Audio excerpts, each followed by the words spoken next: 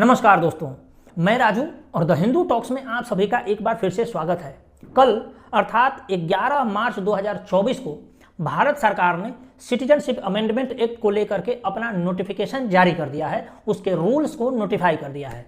आप सभी को मालूम होगा कि 2019 में लोकसभा और राज्यसभा दोनों सदनों से CAA कानून पास हो चुका था, लेकिन पास होने के बाद भारत के तमाम इलाकों में ऐसे बहुत सारे सेंसिटिव इलाके थे जहां पर बहुत धरना प्रदर्शन हुआ। उसमें दिल्ली में एक जो फेमस सेंसिटिव इलाका था शाहीन बाग, वहां पर कई महीनों तक सड़कों को जाम करके लोगों ने प्रदर्शन किया, अपने बल का प्रयोग करते हुए वहां से पूरे ट्रैफिक को जाम रखा। पुलिस ने भी उन पर कोई कठोर कार्रवाई नहीं की और ये लगभग 3-4 महीनों तक ये चलता रहा, महीनों तक चलता रहा। उसके बाद तब तक 2020 आ गया, जनवरी फरवरी का महीना आ गया, उसमें दिल्ली में भयंकर दंगे हुए और उस दंगे में लगभग 56 लोग मारे गए। उसके बाद फिर कोविड आया, कोविड के आने के बाद धीरे धीरे वो शाहीन बाग वाला आंदोलन स्वतः ही समाप्त हो गया।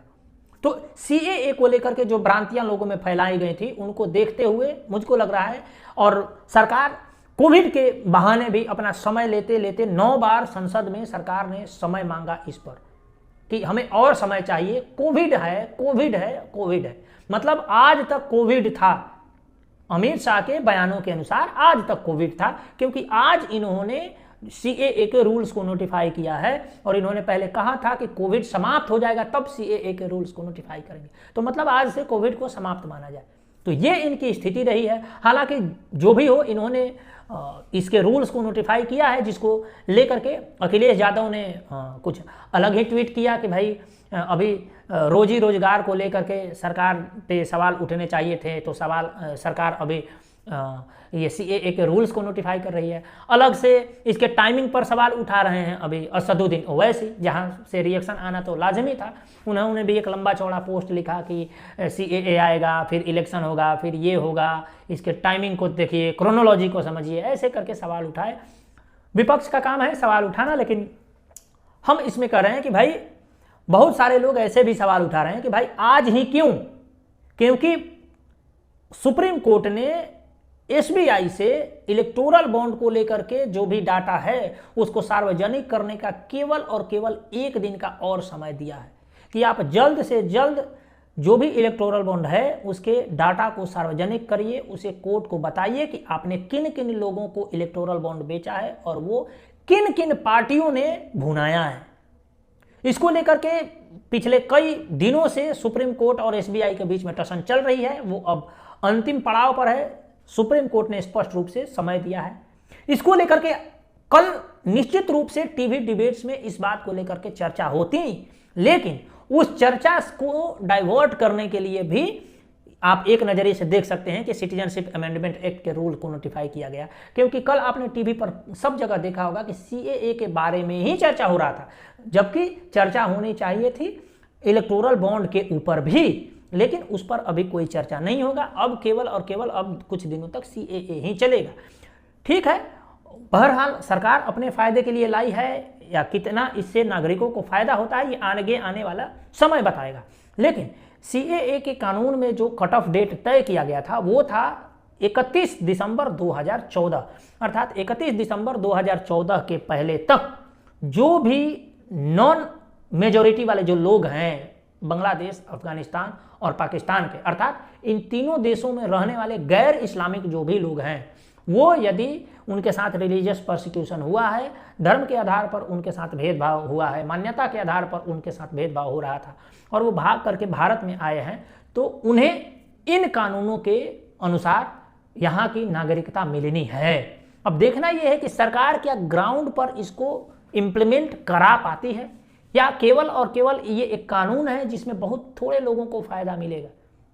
मुझको लग रहा है कि इसमें सरकार को और लिबरलाइज करना चाहिए, उनसे कागज पत्तर में थोड़ा ढील देनी चाहिए और उनको थोड़ा और लिबरल तरीके से उन्हें मतलब अपनाना चाहिए, क्योंकि ये लोग ऑलरेडी उन देशों में प्रताड़ित हो चुके हैं। इनके पास पता ना किसी के पास कागज हो या नहीं हो, ये हम बता नहीं सकते, और किस किस डॉक्यूमेंट्स को सरकार कंसीडर करेगी, किन किन डॉक्यूमेंट्स को कंसीडर नहीं करेगी, या इसके लिए कोई खास डॉक्यूमेंट की आवश्यकता नहीं है, ये भी अभी देखना बाकी है।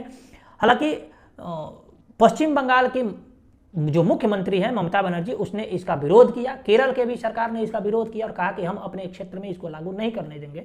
लेकिन ये केवल पॉलिटिक्स की बातें हैं, क्योंकि नागरिकता से संबंधित जो भी मामला है वो केंद्र के अधीन होता है और केंद्र चाहे तो उन्हें नागरिकता दे सकती है। जो पाकिस्तान, बांग्लादेश और अफगानिस्तान से रिलीजियस बेस पर प्रताड़ित किए गए हैं, उन्हें आराम से नागरिकता दिया जा सकता है यदि सरकार की मंशा इसमें साफ हो तो।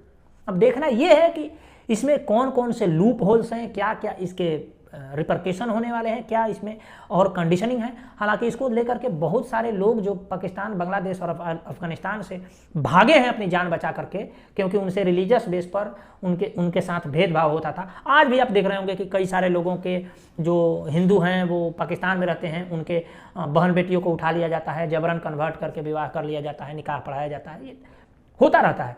तो वो अपनी दुर्दशा से बचने के लिए यदि भारत में आते हैं तो उनको इस नियमों के अनुसार, CAA के कानून के अनुसार उनको मिलनी चाहिए, आराम से यहाँ पे नागरिकता मिलनी चाहिए। और इसके लिए हम चाहेंगे कि और जो इसके कट ऑफ डेट है उसको और बढ़ाया जाए, क्योंकि सरकार ने ऑलरेडी इसके रूल्स को नोटिफाई करने में 5 साल का समय लिया है। तो 2019 में जब ये कानून आया था तो 2014 का कट ऑफ था, तो रूल्स नोटिफाई हो रहा है 2024 में, तो क्यों ना कट ऑफ डेट को 2019 कर दिया जाए, 31 दिसंबर 2019 तक करना चाहिए, ये मेरा मानना है। और मेरा तो मांग ये भी है कि ऑलरेडी रिलीजियस परसिक्यूटेड लोगों को कोई भी कट ऑफ डेट की आवश्यकता ही नहीं होनी चाहिए भारत में रहने के लिए, क्योंकि ये जितने भी लोग हैं ये भारत के ही लोग थे।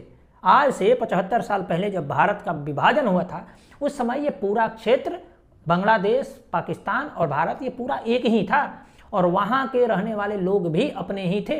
तो उन्हें डार्क में रखा गया, पूरे तरीके से उनमें क्लैरिटी नहीं थी कि इस तरीके का दिन उनको देखने को मिलेगा, अन्यथा वो उसी समय भारत आ जाते। हालांकि अभी भी उसमें से बहुत सारे लोग बांग्लादेश और पाकिस्तान में फंसे हुए हैं। यदि कोई लोग आना चाहे तो आ करके यहाँ पे नागरिकता ले सकते हैं। भारत को इसमें और ढील देनी चाहिए। हालांकि आप इस मुद्दे के विषय में क्या सोचते हैं हमें कमेंट बॉक्स में अवश्य लिखिएगा।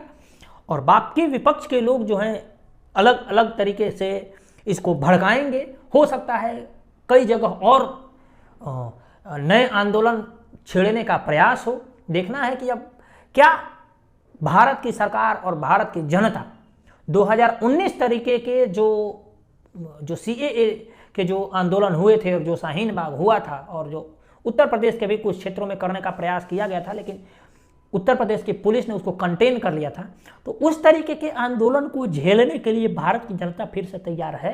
क्या दिल्ली के लोग उस तरीके से तैयार हैं? हालांकि दिल्ली की पुलिस तो इसमें कुछ करने वाली नहीं है, क्योंकि दिल्ली की पुलिस कितनी सक्षम है वो तो आप परसों के वीडियो से आप देख सकते हैं कि किस तरीके से पुलिस वाले ने नमाज पढ़ रहे कुछ लोगों को ऐसे पैर से हटाने का प्रयास किया, लेकिन उल्टे उसी के ऊपर गाज गिर गई, उल्टे उसको मॉब लिंचिंग करने का प्रयास किया गया। आपने सोशल मीडिया पर वो वीडियो देखा होगा। खैर ये एक अलग विषय हो जाएगा, लेकिन मैं ये कह रहा हूँ कि पहले से ही अलर्ट होकर के इस मामले को डील करने के बारे में सोचनी होगी।